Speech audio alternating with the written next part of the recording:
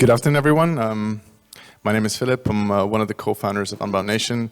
We are currently building a platform that will allow NFT owners to rent their NFTs to gamers. But we started out as a guild and an investment DAO. And today I want to share with you some of the thoughts and some of the ideas that we've gotten from looking at over 100 games in the past few months. Some of the key takeaways from that, and then provide a bit of an outlook of where the space is going, where Web3 is going. Now, before we get into this, just want to quickly check in with you, and maybe if you could raise your hand, who in this room has already played a blockchain game? Okay, who in here owns an NFT that you can use in a game? Okay, does anyone here still own Axes? Hey, come on. Nobody? No Axes? Pegas? Oh yeah. Yeah, keep your hand up. Everybody look at her. She's probably the most resilient person in the room. Right? So if any of you has been crushed by the Terra ecosystem collapse, talk to her. She's going to be your counsel. All right, so let's get back to this.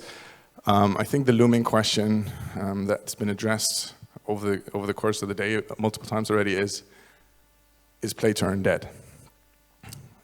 And for those of you who don't know, play to earn was supposed to be our savior, right? Play to earn was supposed to take all of us to the moon, because it provided people with 45,000 Philippine pesos a month from just 3 hours of play, right? And to put this into perspective, 45,000 Philippine pesos are about 2.5 times the average salary of a teacher in the Philippines. Well, you were supposed to be making up to $10 million just playing games, $200 a day from just moving around and owning owning some sneaker NFTs, more than $400 daily in profits, and yeah, this is one of my favorites. There were obviously some projects being built around that about yields, so I've blacked out the name of this particular project. They collected about $1 million US. We're working with guilds and we're promising 900% annual returns on a click to earn, let's call it game. So we all were like, all right, let's go, let's fucking go. This is Jordan Belfort, Wolf of Wall Street time, but then reality hit us, right? So these are two of the utility tokens of two very popular games. The one on the bottom is Axie Infinity, the SLP utility token, which dropped 98.6% from its all-time high. The one on top is Vigorous, which is the utility token of Pegaxi. It's actually the game that the yield pool on the first slide raised money for. Yeah, and Twitter is a bitch. Right? If you're the Jiho these days, who's the face of Axie Infinity, man, you cannot submit any tweet in this space without being completely being attacked by everybody else. People watching their investments go to zero, and you see some of the main influencers in the Axie space, who, of course, were already declaring play to earn to be dead now, right? I have a bit more nuance on that, and we'll get to that a bit later. But as always, people go all the way up before it goes all the way down. Now, yeah, this is a bit of the sentiment now. First of all, before we get to what I believe is going to be a bit of the future of Web3 gaming, the question is, how do we get here? Classic human emotions first. Everybody was greedy, 900% returns. I talked to people who were in the packaging industry 2 months before we talked to them, and they were now about to launch a Web3 play-to-earn game. They had already hired a few people. None of them had experiences in building games. There were some UI, UXers on their roster, but yeah, but they had people, they had some funding because some founder of some guild was invested, which contributed to everybody else's FOMO in the space. So the toxic twin of greed, FOMO, if you mix those two, it's a very, very dangerous cocktail that comes out. And so nobody did do, well, not nobody. There's still a lot of smart money, and I don't want to put all in the same box, but a lot of people didn't do due diligence. A lot of people were just going, if there's any kind of guild that's third, second tier, there's somebody that you know, then I'm just going to put my money in there. Obviously, coupled with unrealistic expectations, coming back to the 900% plus. Yeah, and then, I mean, bullshit games, right? A lot of bullshit games. I don't even want to call all of these X to earn, Ponzi schemes games. Very simple game theory. So, I mean, it was very easy to figure out how to win at the game. So you saw a lot of devs building some bots, writing a bit of code just to extract value from it. Growth hacking over quality community building. I think this is one of the big things that we've seen is to attract a crowd in the play to earn space has been a very simple formula. You talk to someone who has a community, ideally a guild or somebody else, give them a huge discount on NFTs, 80% or more, and then you buy the community with your utility token, and as long as things work out great, you grow and grow and grow. There's more demand for the token, people breed more, but then when you reach that level of where your growth can't match your the rate at which you mint the tokens anymore, everything goes to shit, and your community leaves with that, right? Because you haven't built a community of people who are actually interested in the game. 99% of your community is just there to make money. And then poor tokenomics design. I believe, and I'll get to that on the next slide, tokenomics are very, very much in the center of everything we talk about. I don't think they should be as much as quality of games and building games that are really fun. But just to give you an example, and just to, I think, address a common misconception, a lot of people said that Axie Infinity did poorly because they only had one sink, which was breeding, right? So the only way to burn your utility token is to create a new Axie, breed a new Axie. And a lot of people were saying if Axie had way more sinks in that game, then it would have been a lot better for the ecosystem. It would have affected supply a lot more, and I absolutely don't believe that's true. That's like putting, I don't know, the 55th soft drink on shelf in the supermarket and saying, well, then now everybody's going to buy this thing. You have to build, and it comes back to community building. If you have 99% of your community, if 99% of the community are people who are there to extract money and to make money, then those people are only going to spend on sinks and burn their tokens and will forego current present ROI if it promises them more more future ROI. So yeah, around tokenomics, very, very simple again, just like with the game theory. Now, I'm seeing a lot of those projects bleeding out right now, which is a good thing. I think it's a very good thing for the industry. A lot of them got funded, they have already died or are still dying or not getting funding anymore. So off to a fresh start. Just 4 things that I believe we are going to see in the near future when it comes to games. Number 1, and this is the biggie, we need to see games that are actually fun, right? Before we think about token design, tokenomics, how many tokens here, this, that, how should I price my NFTs, etc., let's have some people that can actually build games, that know how to build games, and that build games that are fun. Because that comes to the second point. We need to build great communities. Everyone who has been in DeFi knows that communities are everything, and everyone who's coming from a Web2 background in gaming knows the same. They're amazing Web2 communities, and if you diversify the community, and we should not make the mistake of thinking, well, Web3 communities are all people that just want to make money out of it. We need to think more in the classic gaming communities of people who are there to enjoy the game. There's a 55, I think last year, 55 billion US dollars was spent on in-game purchases in Web2. And why should these people not come to Web3, to the blockchain, as soon as they understand what ownership means, that they can actually trade these assets, and then all of a sudden you don't have just people who are there to extract money, but they're actually there to enjoy the game and maybe to even spend money.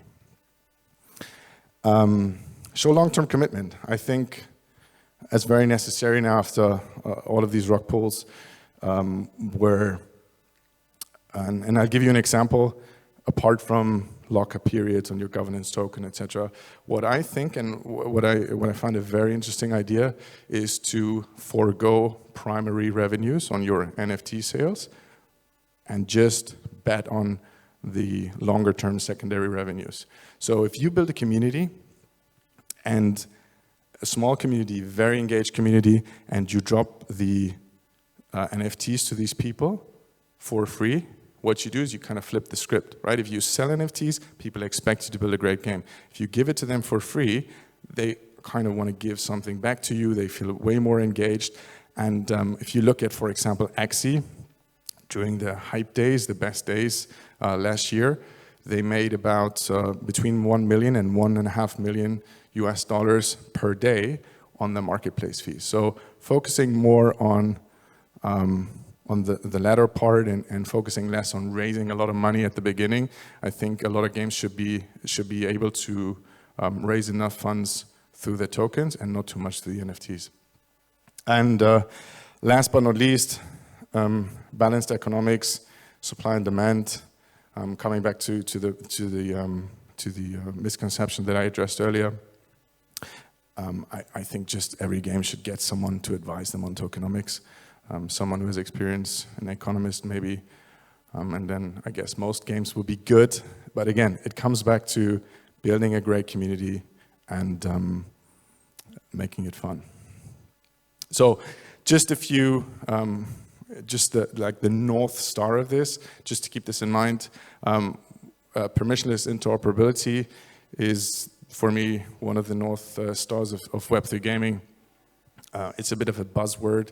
But if you look at projects like Loopbags, for example, where they've just dropped 8,000 bags, and they said, look, now somebody developed something around these. These are just the NFTs. Now let's build a game, or let's build different universes around it.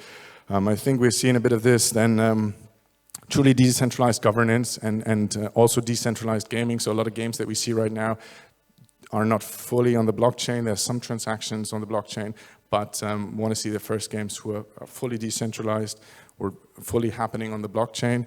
And when it comes to governance, same thing. Not at the beginning. You want to be highly centralized to be fast, but then decentralized over time. And then, yeah, real ownership, open world design, sustainable economies, things that I've already mentioned. Now, want to give 3 theses for the future and elaborate a little bit on each of them. Number 1, web game studios are going to make great Web3 games, right? I think, or I'm highly convinced that it is much harder to build a great game than it is to figure out tokenomics. I think Web3 gaming is an evolution of Web2 gaming with great things that crypto brings to gaming, but I don't think it's an evolution of DeFi, right? No offense to anyone, but I think those who have experience, who have already delivered great games, will have, if they adopt, if they totally adopt the crypto thinking, Web3, decentralization, et cetera, and I think Web2 game studios are going to make the best games. Number 2, I think gaming NFTs will grab the major share of Web2 in-game purchases in the next 10 years. I read an article yesterday that the total NFT market is supposed to be, or is estimated to be 100 billion, which sounds big, but I don't find it too crazy because, as I said, 54 million were spent in in-game purchases last year in Web2, and you don't own anything. 1.6 billion spent on just the FIFA Ultimate Team, which is, I mean, well, there's a bit of a black-gray market, but when the next FIFA comes out a year later, this just goes to shit. So I think it'll make more people, sorry, am I not allowed to curse? Because I think this will make more people actually spend money. So we see the market is growing in any case, but more people are going to be willing to spend on NFTs as soon as they get it.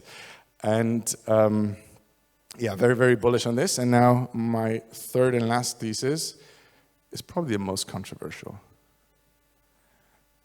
I think play to earn, and I know a lot of, and I'll have to explain this a bit, but I think play to earn will survive and thrive again, but it won't make everyone rich, and maybe it won't make anyone rich.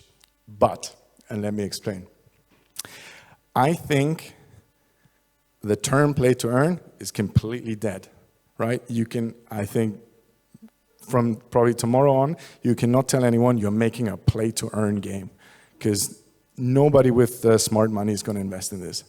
But if you build a great community and if you build a diversified community, I believe there is absolutely a place for those hard grinders, right? Those people who enter the bottom floor and spend 10, 15, 20 hours to level up an avatar, and then somebody comes in out of that community that you've built, which does not consist of 99% of earners, and is willing to buy this NFT from the person who's been the grinder. So I think it's going to be a much smaller portion of the overall gaming community, but since the community is going to grow like crazy, at least that's my expectation, even if it's just 5 to 10% of that large community, I think there's going to be a place for those who grind and who actually are in service of those who have money and who are willing to spend money then on the very fun games. So yeah, all in all, very, very, very bullish on this space. I'm very, very happy that we have a bit of a reset right now where a lot of the bad stuff gets weeded out. But I think over the next 5 to 10 years, we're going to see this space thrive a lot. And after all, we're all going to make it. Thanks very much. Yeah, and if you guys want to connect, Twitter, Instagram, XOPH1L on sorry, not Instagram, Telegram, and Twitter PH_HUE, or at UnboundNation.io. Cool. How much time do we have? Have like 10 minutes? Okay, yeah, maybe a couple questions if there are any. Yes, sir. Hey, Alex here. Thanks for the talk, first of all. My question would be about fundraising for, say, game developers in Web3 or whatever we should call it now. So you mentioned, for example, selling NFTs might make a bad impression. But I think for many projects, even not the scam ones, it was a good way to fundraise without, private equity or so. So do you think, say, indie studios that, again, don't want to mess with private equity, but need funds, say, in Steam, they usually maybe just crowdfunded it by Patreon. Do you have any ideas or suggestions how these projects should fundraise in Web3 early? Yeah. So I'm not opposed to selling NFTs, and this was just an idea of how to demonstrate long-term commitment. I still think if you need funds to build the game, it's a good funding mechanism. And if you don't want to get into equity, sell your governance token, etc. But what I do see a lot is that actually games should have enough funds because they've done a token round or even an equity round before. And you know, you get this kind of the impression that then well, let's get all the funds that we can get right now, right? We don't really need it, but let's milk this as much as we can. So yeah, I still think, so we wouldn't turn down anyone who said, well, we're going to sell our NFTs, but it was just another aspect of showing long-term commitment. All right, thanks. Yep, over here.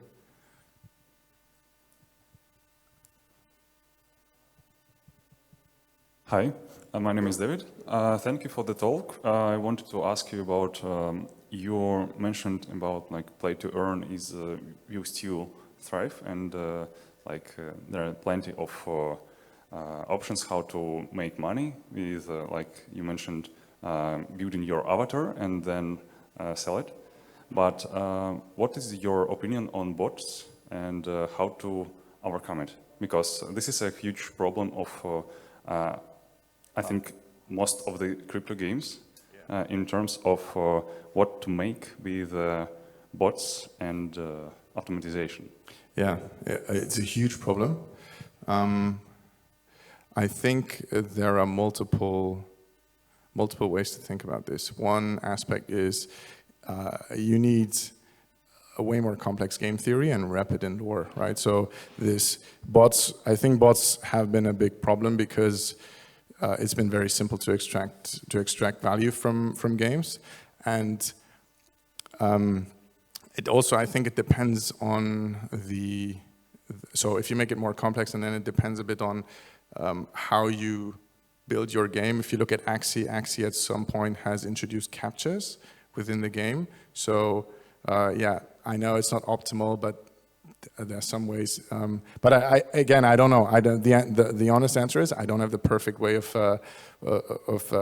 combating bots. Yeah, but it's a big problem. I fully agree with you.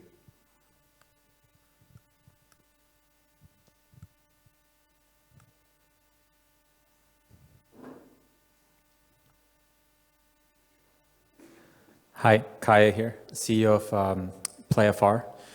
A lot of our views are actually similar to yours. We're kind of on board with almost everything you said. So my question is for a AA game like Afar that's kind of on board with your thesis. How would Unbound Nation just fit in briefly? Because, you know, over just 30 seconds of looking at your website, kind of the DAO and the guild. So hypothetically, if we were looking for a party like you to manage the guild, the DAO part of things in a sustainable way, which is what we're really after to achieve.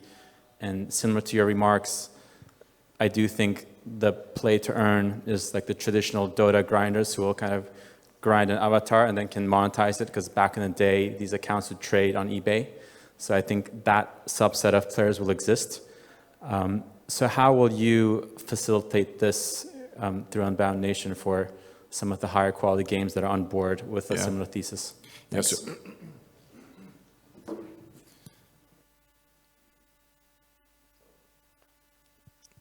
Yeah, so right now we are operating in very similar to classic guilds, but the idea is to build a platform that is a bit like, let's say, the Airbnb or the blockchain or an Upwork kind of thing, where we remove the active management part of the guild, and we have a system where those gamers who want to rent these NFTs and utilize them are reviewed by people who have already deployed NFTs to them. So it'll be more of a matchmaking than taking the assets and then actively distributing them to the community. Yep, in the front. You guys tell me when. Okay. Every big technology shift had some kind of novel experience to onboard the millions, right? With PC games, we had Atari.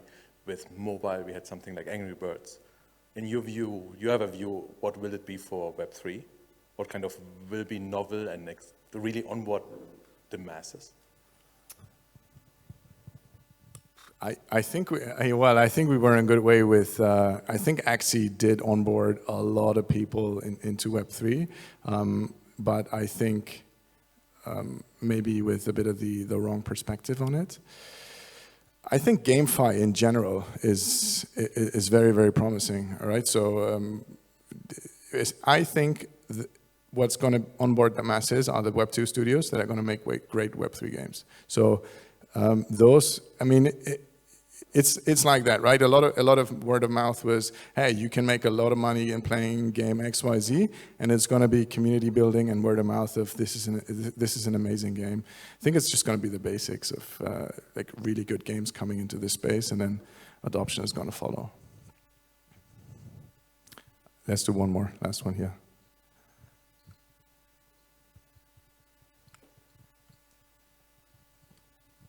Hello, thanks for your talk. All of the discussion about like blockchain integration into games is like reselling of digital assets. Do you see any other applications of it, or is that the be-all and end-all of a blockchain game?